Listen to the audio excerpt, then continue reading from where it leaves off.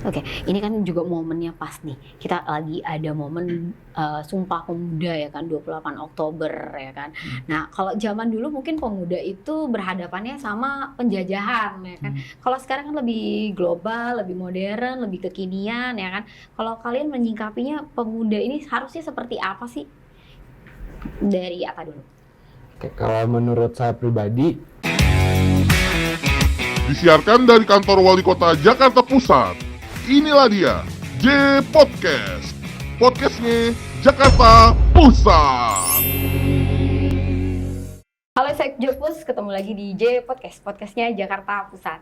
Kali ini di J Podcast kali ini ada yang spesial karena kita akan membahas persoalan mengenai kepemudaan anak muda berprestasi tentunya yang dipunyai oleh Jakarta Pusat. Di studio kita sudah ada 2 orang abang-abang yang ganteng-ganteng, yang keren-keren dan tentunya berprestasi sekali, bahkan sampai ke tingkat nasional. Di sini sudah ada Muhammad Ikram Atari. Boleh diperkenalkan dulu nih, Muhammad Ikram Atari dan juga Yudi Bagastian. ya, Oke, kalau saya Jakpus lihat pakaian mereka nih udah ciri khas banget nih.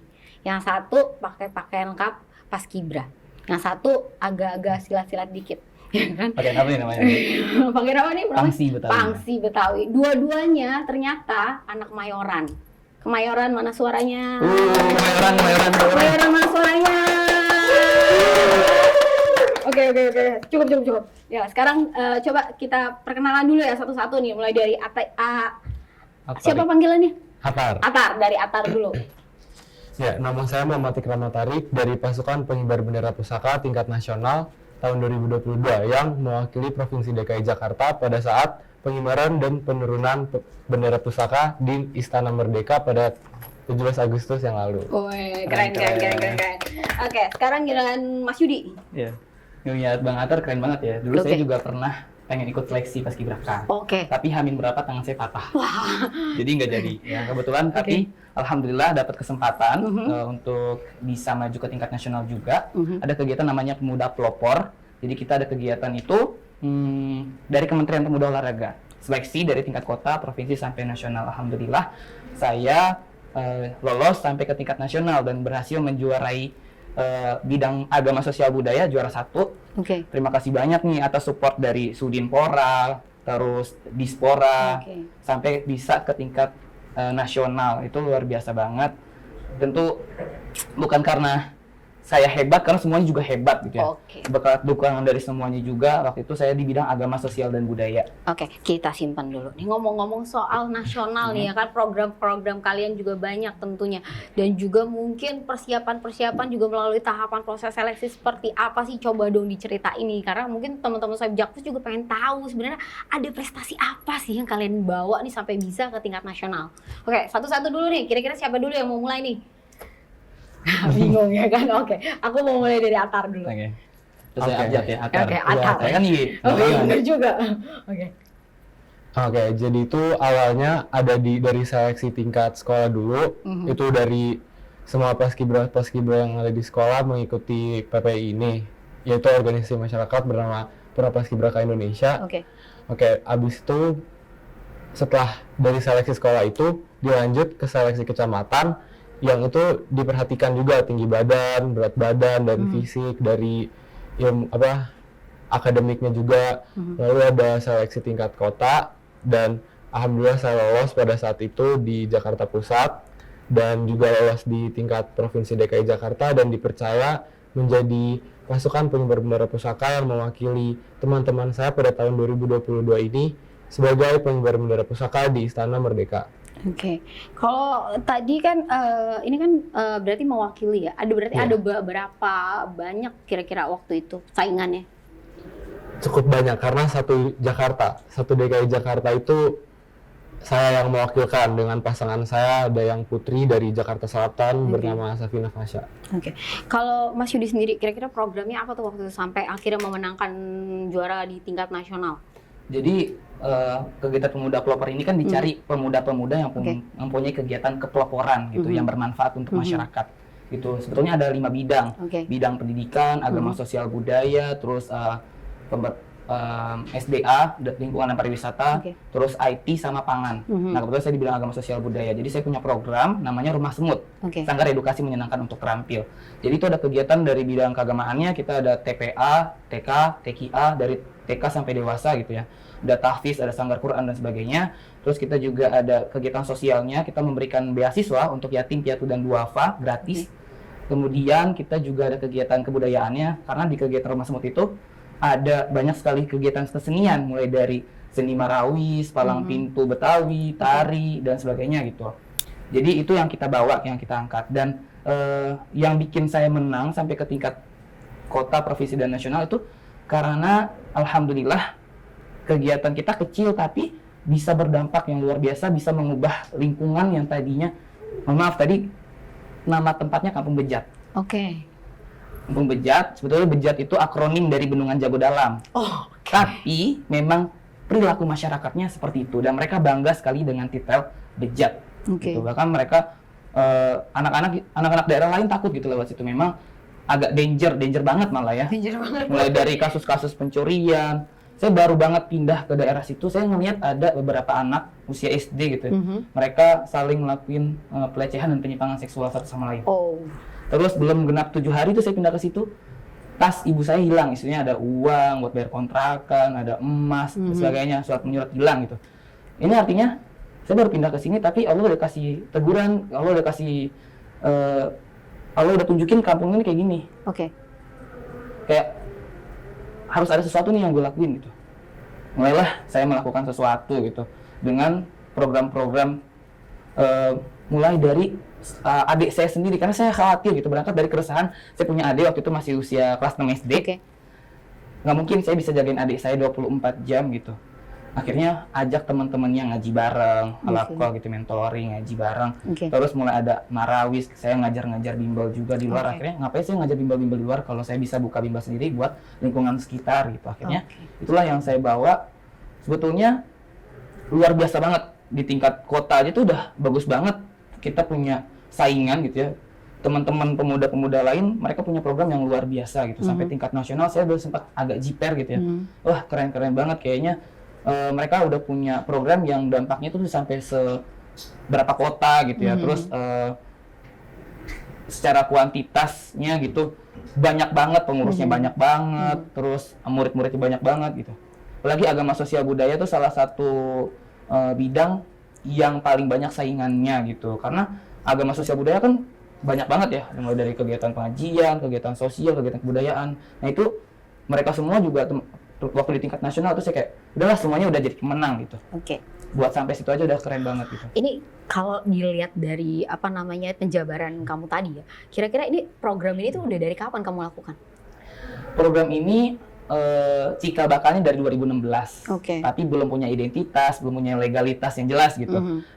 Mulai 2018 baru saya mulai urus-urus perizinan, surat izin operasional Taman Pendidikan Al-Quran ke Kementerian Agama, terus izin usaha, dapat bimbingan dari Dinas Pariwisata dan sebagainya. Mulailah ada legalitas, mulai resmi udah punya nama gitu lah, nama TPA-nya Anamel, kita punya nama TPA, TPA-nya Anamel gitu. Tapi sampai tahun 2021 baru saya daftar yayasan. Oke. Jadi alhamdulillah Rumah Semut dari TPA, dari pengajian kecil dalam rumahan yang belum punya apa-apa, belum punya legalitas, belum punya nama gitu ya. Sekarang udah jadi TPA dan prestasinya juga alhamdulillah udah cukup banyak lah gitu. Salah satunya kemarin ada santri Rumah Semut yang dia bisa sampai lomba di tingkat nasional juga, lomba ceramah, lomba nasyid, marawis dan sebagainya gitu. Jadi walaupun kita semut gitu ya, kecil, tapi kita bisa menunjukkan bahwa kita bisa bermanfaat gitu ya, karena kegiatan kita nggak cuma pengajaran doang, tapi juga kita berbaur ke luar, ke lapangan. Setiap ada kegiatan bencana kita hadir gitu untuk menghibur, memberikan donasi dan sebagainya. Oke, sesuai ya berarti kan, kecil tapi juga bisa memberi dampak. Betul. Ya kan, sama kayak kalian pemuda-pemuda Indonesia ini, pemuda Kemayoran yang akhirnya masuk ke nasional ya kan. Oke, aku mau cerita dulu nih sama Atar nih. Kamu tuh sebenarnya terbayang nggak sih bisa masuk jadi paskibraka nasional? Karena kan mungkin waktu sekolah ada pernah, maksudnya kayak punya hobi gak sih untuk ikutan paskibra atau mungkin cuma kayak lihat-lihat orang aja jadi Coba-cobain. akhirnya terinspirasi gitu? Kalau saya sendiri sebenarnya saya tuh gak ikut ekskul paskibra dan gak ada kepikiran buat bakalan bisa nih ngejar sampai paskibraka nasional ini. Cuman emang waktu SMP itu pas lagi ekskul pramuka emang saya suka pas baris berbarisnya. Tapi pas SMA saya gak ada pikiran tetap buat ikut paskibra ini. Cuman waktu 2019 itu kakak saya pernah ikut seleksi PPI juga di Jakarta Selatan, tapi gak lolos. Nah, karena itu kakak saya juga ngasih dorongan kayak ikut aja selagi bisa. Kenapa enggak? Coba aja, kalau hasilnya bagus alhamdulillah, kalau gak bagus ya udah, soalnya kan emang gak minat. Nah, awalnya juga kan saya gak ada motivasi apa tuh. Kayak cuman ikut-ikut aja, lolos alhamdulillah, nggak lolos juga nggak apa-apa.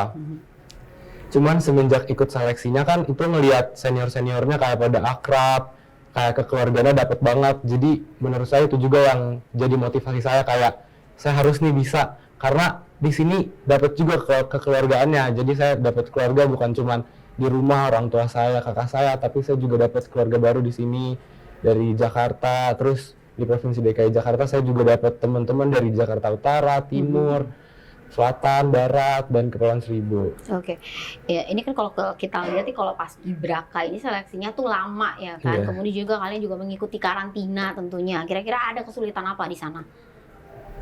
Kalau kesulitan itu yang pastinya beradaptasinya, dan di sana itu saya berinteraksi, berteman, dan bekerja sama bareng teman-teman saya yang 33 provinsi lainnya, yang pastinya tiap orang itu memiliki latar belakang dan karakteristiknya masing-masing. Dan pastinya ego mereka juga tinggi, membawa nama baik wilayahnya, daerahnya, mereka harus menunjukkan yang terbaik. Nah, menurut saya itu yang menjadi rintangan, karena semua orang mau menunjukkan yang terbaik. Dan suatu barisan itu sebenarnya akan terlihat indahnya apabila semuanya bagus, bukan hanya beberapa doang. Jadi menurut saya rintangan di sana itu kita harus sabar. Self control kita harus tinggi. Karena kita juga harus nge-guide diri kita dan nge-guide teman-teman kita, karena yang bikin bagus itu kita sendiri dan teman-teman kita. Dan kita itu juga dibagi 2 tim, dan biasanya itu kita pada berusaha buat ngibar di pagi, karena emang kalau pagi itu kan banyak yang menghadiri. Sebenarnya sore penurunan juga menurut saya hal yang bagus, karena penurunan itu lebih challenging, kayak logikanya dapat, karena pasti kan ada kemungkinan buruk seperti talinya keluit atau gimana. Jadi susah malah ya. Iya benar, lebih susah. Jadi menurut saya jadi paskibraka nasional itu logikanya harus jalan dan harus siap, karena kita juga diumumin petugas-petugas pengibaran pagi, pengibaran sore, atau jadi pasukan 8 siapa, pembawa bendera siapa, itu baru jam 7 pagi. Jadi emang harus siap mental, siap semuanya pokoknya. Kalau kita ngomongin sabar, siap mental, ini semua berarti kan ada proses ya. Kadang-kadang mungkin anak muda ini suka tidak ingin melalui proses yang berbelit-belit. Nah, kalau kalian sendiri nih melewati tahapan proses itu, gimana pandangan kalian terhadap sebuah proses hingga akhirnya mencapai hasil? Coba dong dari Yudi dulu deh. Proses itu harus ya. Kalau kita mau mencapai sesuatu, pasti kan harus ngikutin proses dulu. Yang pertama itu niat, mau atau enggak gitu. Percuma berdoa doang, pengen doang, gue pengen kayak gini, percuma, nggak bakalan bisa kalau nggak ada sesuatu yang kita lakuin gitu. Emang hidup itu kan pilihan ya. Hidup itu pilihan, mau ke arah yang mana, mau ke arah kanan atau kiri, mau sukses atau mau jadi belangsak, setelah santainya kayak gitu. Tapi kalau kita mau pilih yang sukses, tentu susah-susah dulu. Ya kan, susah-susah dulu. Nggak mungkin semua orang pengen sukses, tapi siapa yang istiqomah, siapa yang bertahan gitu. Dan yang bisa merubah itu, benar banget tadi dia bilang, yang bisa merubah itu kita gitu ya, diri kita. Kalau kita mau merubahnya bareng-bareng, ini kan tim gitu, misalkan tadi paskibraka, bareng-bareng kita sendiri. Kalau saya jadi ingat Quran surah Ar-Ra'd ayat 11. A'udzubillahi minasyaitonir rajim. Innallaha la yughayyiru ma biqaumin hatta yughayyiru ma bi anfusihim. Artinya sesungguhnya Allah tidak akan mengubah keadaan suatu kaum sebelum kaum itu sendiri yang mengubah. Jadi ayo gitu. Kalau kita mau berubah, ayo berubah. Mau nggak berubah? Dan setiap pilihan itu pasti ada konsekuensi, ada resikonya. Dan kita harus siap. Tadi harus siap Karena setiap pilihan ada konsekuensi, ada risiko, dan kita harus bertanggung jawab dengan pilihan kita.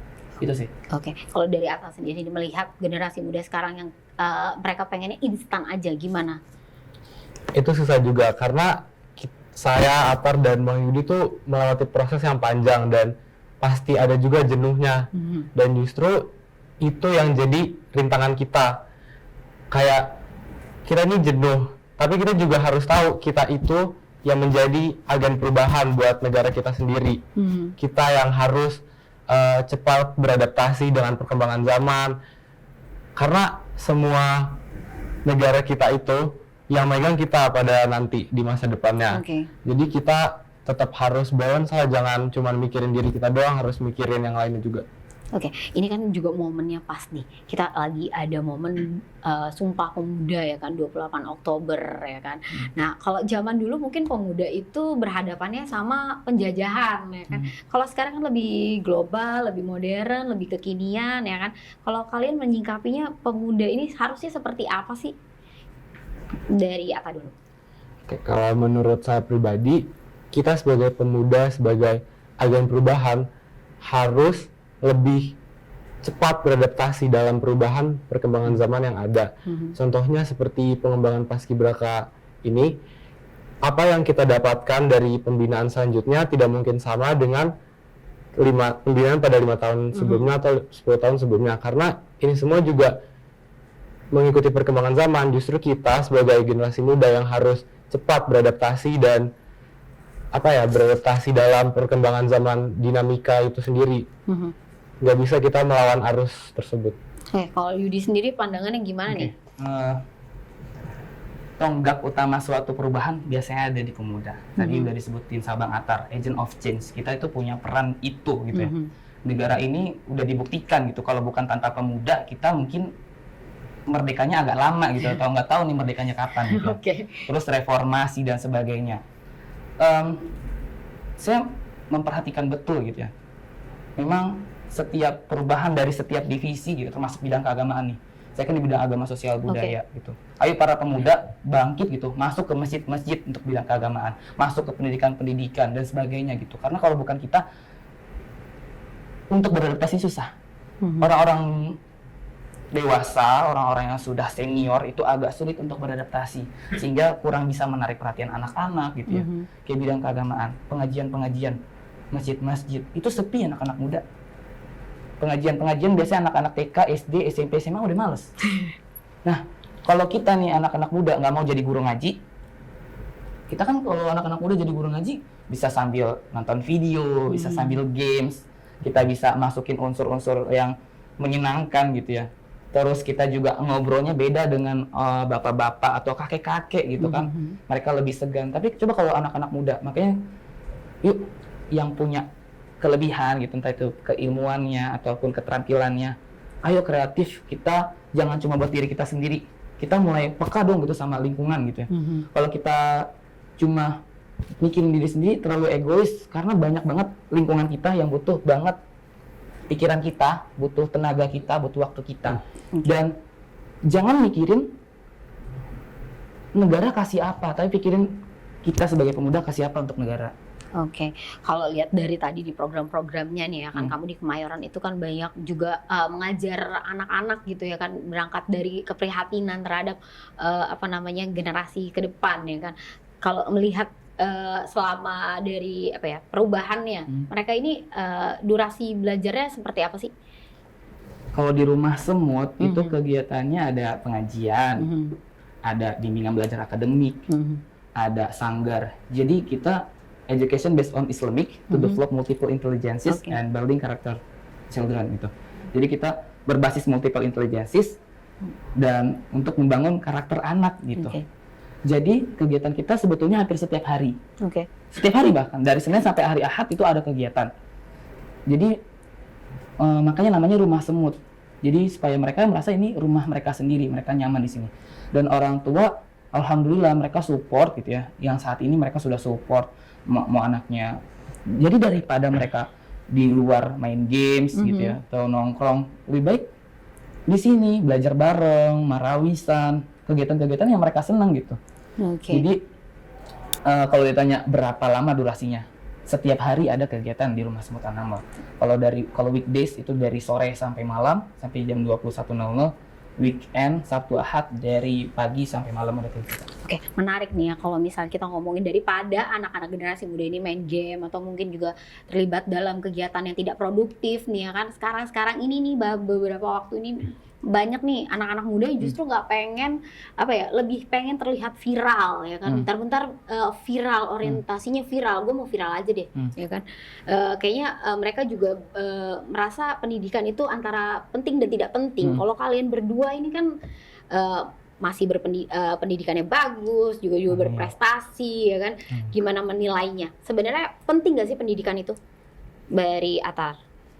Kalau menurut saya sendiri, pendidikan itu sangat penting. Kayak viral itu tuh cuman sesaat gitu istilahnya. Sedangkan pendidikan bisa kita manfaatin sampai kita tua nanti. Atau bahkan ilmu-ilmu yang kita punya itu bisa kita salurkan pada orang-orang yang membutuhkan. Jadi gak dikip di kita doang. Sedangkan kalau viral itu kan, ya mungkin kita merasa senang, dapat duit, dapat popularitas. Tapi gak selamanya kita bahkan berada di posisi itu. Tapi ada positifnya juga kalau kita itu bisa balance antara popularitas atau viral tadi dengan pendidikan. Karena kita justru bisa membuat sebagai gerakan, karena bisa bermanfaat bagi kita dan bisa memotivasi diri orang lain ya. Oke. Kayak gitu. Kalau Mas Yudi sendiri gimana tuh? Kalau buat saya, viral itu nggak salah. Viral itu bukan hal yang jelek. Justru itu bagus juga sebetulnya. Tapi terkait pendidikan, penting atau tidak penting, sangat penting. Dengan orang yang berpendidikan, kemudian jadi viral, justru keviralannya dia pasti positif. Dia akan mengajak kebaikan, dia akan mengajak kebermanfaatan, hal-hal yang positif gitu.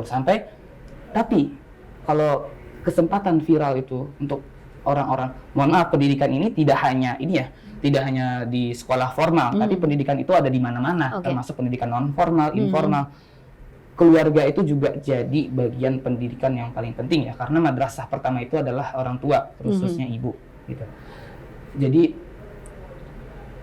orang viral yang pendidikannya kurang, mohon maaf tanpa saya mengurangi ya, tanpa saya mengurangi rasa hormat nih ya.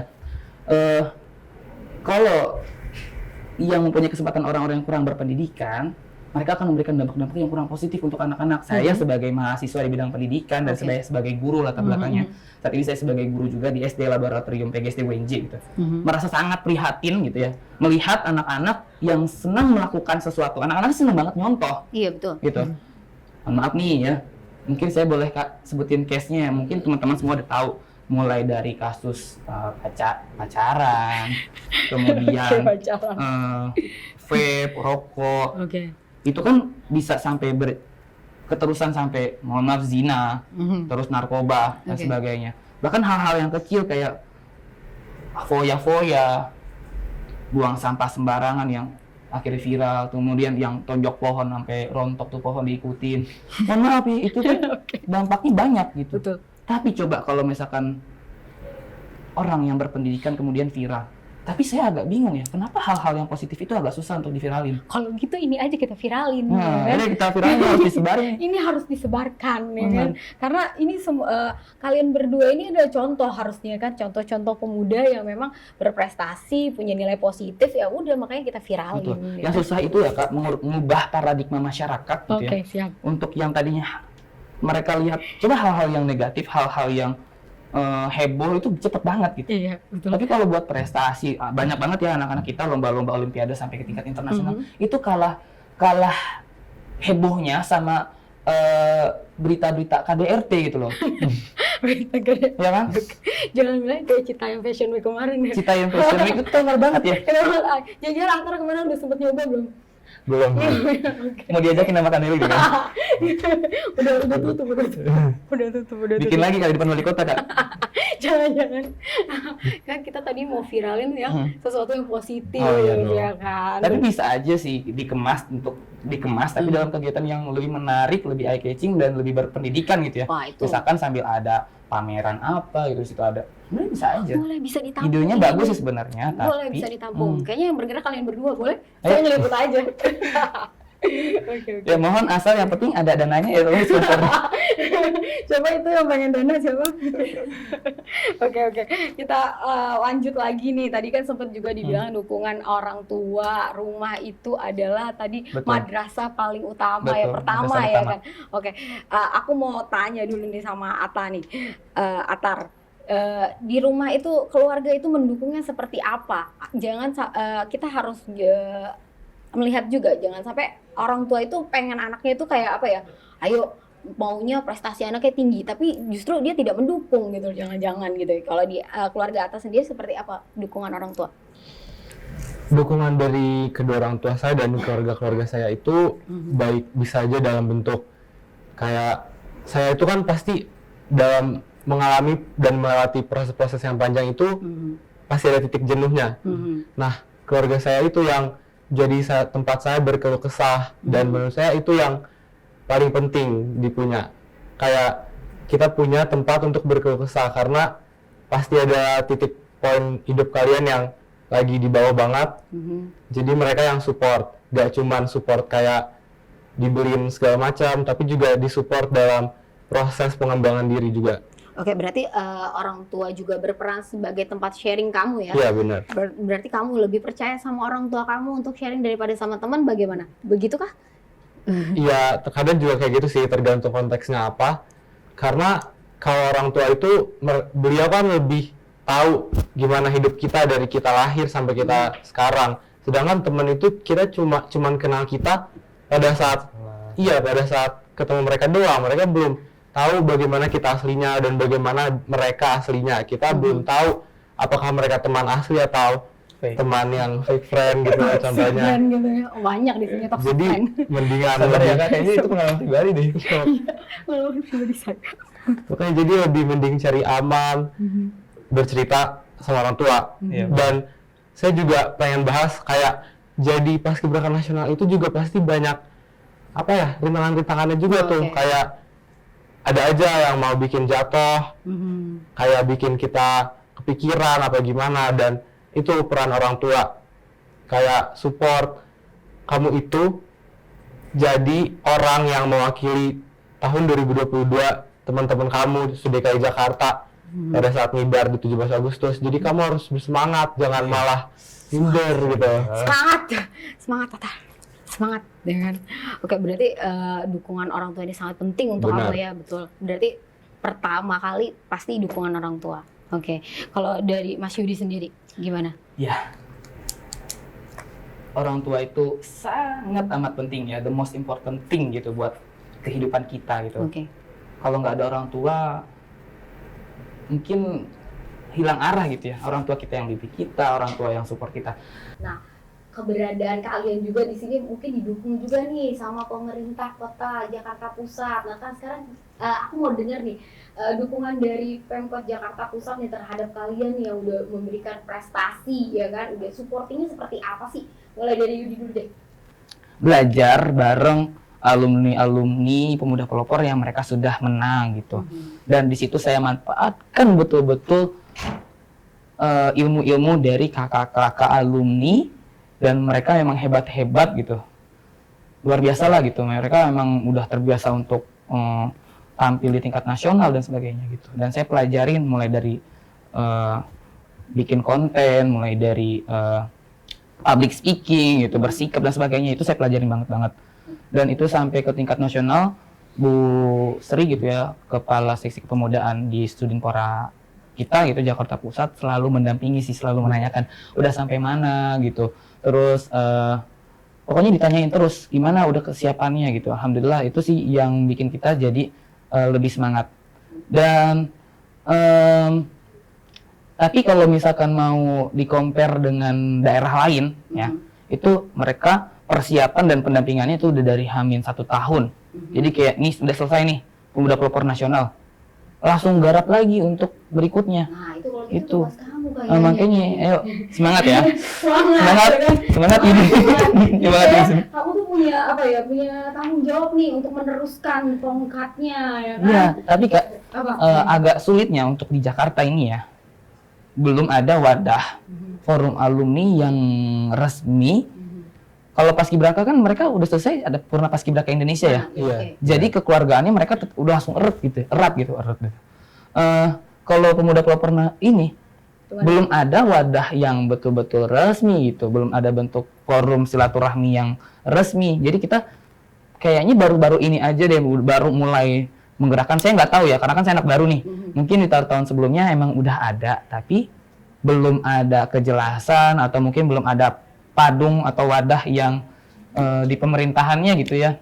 Mungkin minta tolong nih pemerintahan ya, baik pemerintah pusat sampai daerah gitu ya, tolong disiapin forum pemuda pelopor nasional yang legalitasnya jelas Ini gitu. kayak suara hati. Suara hati dan suara teman-teman kan saya gitu ya. Kan udah lolos gitu ya tingkat provinsi kemarin, ngobrol lah sharing sama kakak-kakak alumni. Mereka bilang seperti itu gitu. Oke, kalau dibandingin compare sama purna paskibraka itu kan sampai tingkat nasional ya kan?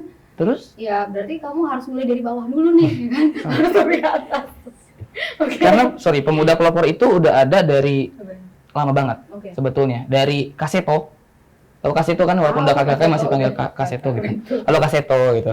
Mari kita foto bareng ya Ini Kaseto. kayak tambah lebar gitu, tambah lebar. Dari Kaseto itu pemuda pelopor dari angkatannya Kaseto, berarti kan udah lama banget gitu.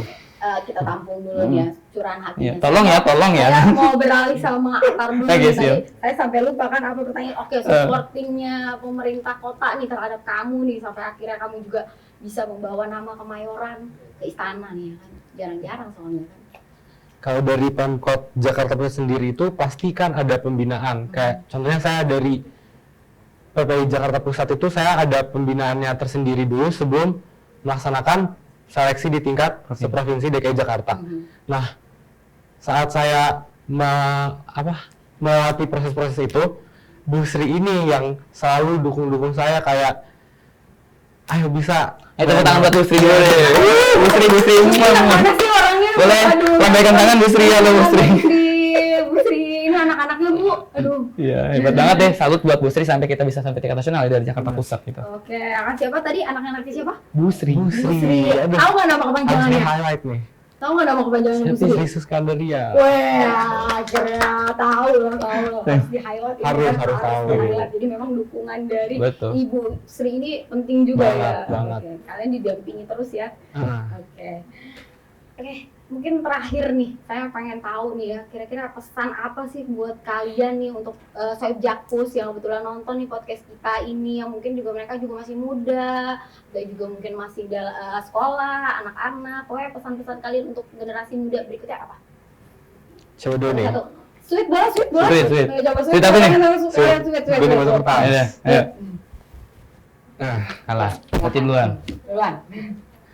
pesan-pesan dari saya itu, kita sebagai generasi muda, sebagai agen perubahan, harus terus pantang menyerah, jangan malu untuk gagal, terus mencoba.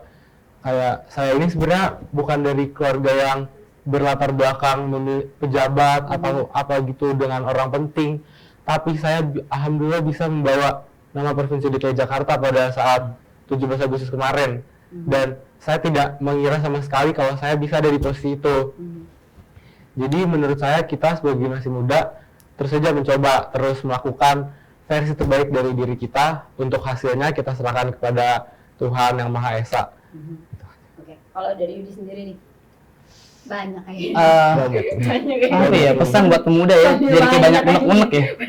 Karena gregetan yang lihat anak-anak muda sekarang gitu, karena anak-anak muda itu potensial banget buat bawa perubahan gitu ya. Oke, siap. Tepuk tangan yang muda-muda. Iya, buat yang muda ya. Saya masih muda. Iya, Masih masih muda kok akan. Udah. Misalnya man jada wa jada ya. Siapa yang bersungguh-sungguh pasti mampu. Nah, mampu untuk bawa perubahan ini. Itu aja deh. Oke. Saya mau pantun boleh kali ya? Boleh. Aduh, Siap. bikin dulu sedikit. Bikin dulu. Pikir dulu. Kira-kira Oke. apa tuh kamu? Badan sakit karena berkuda. Cakep. Lalu mikir lagi. Ini spontan ya. Badan sakit karena berkuda. Cakep. Cari angsa buat dipiara. Cakep. Ayo bangkit para pemuda untuk bangsa dan negara. Cakep. Atau langsung. Nggak bisa.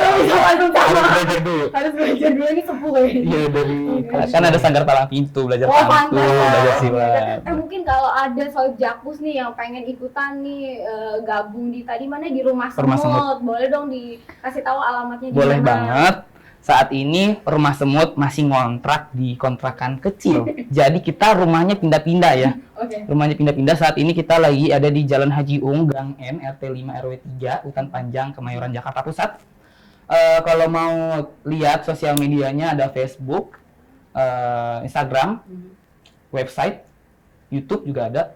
Cek aja Rumah Semut Annamel. ANNAML ya. Kadang-kadang seorang nulis Annamel suka salah. Terus yuk gabung buat pemuda-pemuda siapa tahu yang ingin mengabdi gitu ya. Kadang-kadang banyak juga orang pengen melakukan sesuatu tapi dia nggak tahu harus melakukan itu mulai dari mana. Oke. Nah, salah satunya bisa gabung ke Rumah Semut Annamel. Kami selalu membuka ya, terbuka lebar pintu Rumah Semut Annamel untuk pemuda-pemuda yang punya satu visi dan punya satu pandangan dengan kami. Terus Bapak Ibu ya, Om Tante, Cangcing Nyak Babe yang mau gabung anaknya di Rumah Semut Annamel, kita ada kegiatan pendidikan Quran, ada bimbingan belajar akademik, ada sanggar pencaksilat palang pintu Betawi, tari, sanggar tilawatul Quran dan sebagainya gitu ya. Dan alhamdulillah sudah banyak prestasi yang dicapai oleh anak-anak. Jadi walaupun kita kecil tapi kita bisa mencapai prestasi yang tinggi gitu. Yuk gabung ya, ditunggu ya. Boleh hubungin nomor sekian. Jangan-jangan Atar mau gabung kira-kira. Siapa tahu mau ngelatih baris berbaris ya. Kedisiplinan main maragu sambil angkat tegak maju kan belum pernah itu inovasi ya. Palang pintu sambil angkat tegak maju ya. Nah, mungkin buat temen-temen Sohib Jakpus nih yang pengen juga mengikuti langkah kalian nih, ya kan? Gimana sih caranya nih untuk tahun depan nih? Coba dipromosin dulu nih, kalian tuh sebelumnya kemana akhirnya bisa jadi pemuda pelopor dan juga paskibraka nasional. Oke, siapa dulu? Barengan boleh? Oke. Barengan satu. Boleh. Saya dulu deh ya. Iya, boleh. Buat teman-teman yang memang mempunyai kegiatan kepeloporan gitu ya. Ada 5 bidang: pangan, IT, pendidikan, agama sosial budaya, dan pemberdayaan sumber daya alam lingkungan dan pariwisata. Ya, di antara itu ada wadah apresiasi dan pengembangan diri nih dari Kemenpora, mulai dari Sudinpora, mulai dari tingkat kota. Langsung aja bisa mampir ke wali kota, temuin Bu Sri atau stafnya di Sudinpora, ada di wali kota Jakarta Pusat. Untuk yang Jakarta Pusat sebenarnya dari setiap kota juga ada sih. Cuma untuk yang teman-teman Jakarta Pusat nih, kita kan sobat Jakarta Pusat ya. Bener. Sohib Jakpus. Sohib Jakpus ya, datang ke wali kota untuk tanya-tanya atau mungkin daftar sekalian dari sekarang, boleh banget gitu ya. Biar apa ya, yang juara ini kan agak sedikit beban sih saya sebenarnya. Udah juara tingkat nasional, mudah-mudahan jadi jadi langganan gitu. Jakarta Pusat bisa sampai nasional untuk kegiatan pemuda pelopornya. Berikutnya. Betul. Generasi lah ya. Betul. Yuk daftar ya. Langsung aja hubungin Bu Sri ke nomor 08 blablabla. Good. Nanti di headline di sini, di highlight ya kan nomornya Bu Sri. Sri, Ya. Pokoknya Bu Sri emang the best banget. Habis ini Bu Sri naik jabatan kayaknya. Aminin dulu ya kan. Oke, kalau dari Atar sendiri, ayo gimana? Buat teman-teman pemuda Jakarta Pusat, jangan malu untuk mencoba, karena di paskibraka ini sendiri bukan cuma baris berbaris, banyak banget benefit yang bisa didapetin. Terus juga banyak banget nih support dari Pemkot yang kita aja nggak duga. Contohnya Bu Sri, saya juga tadinya juga nggak bakalan menduga kalau bakalan kenal sama Bu Sri, karena sebaik itu ternyata orangnya kan. Baik. Saya harap, Tepuk tangan. iya, Pokoknya yang mau nasi kebuli ya langsung. terus saya harap tahun depan makin banyak peminatnya yang pengen ikut paskibraka di Jakarta Pusat, karena bakalan bagus. Kemana datangnya? Kemana? Bang Atar. Dari sekolah-sekolah ya? Iya, itu dari sekolah-sekolah bisa coba daftar ikut seleksi di sekolah dulu, baru ikut seleksi tingkat kecamatan dan tingkat wali kota. Ditunggu Datangnya kemana? di Wali Kota Jakarta Pusat. Lantai? Lantai 5 ya. Lantai 5. Sudinpora kantornya. Oke.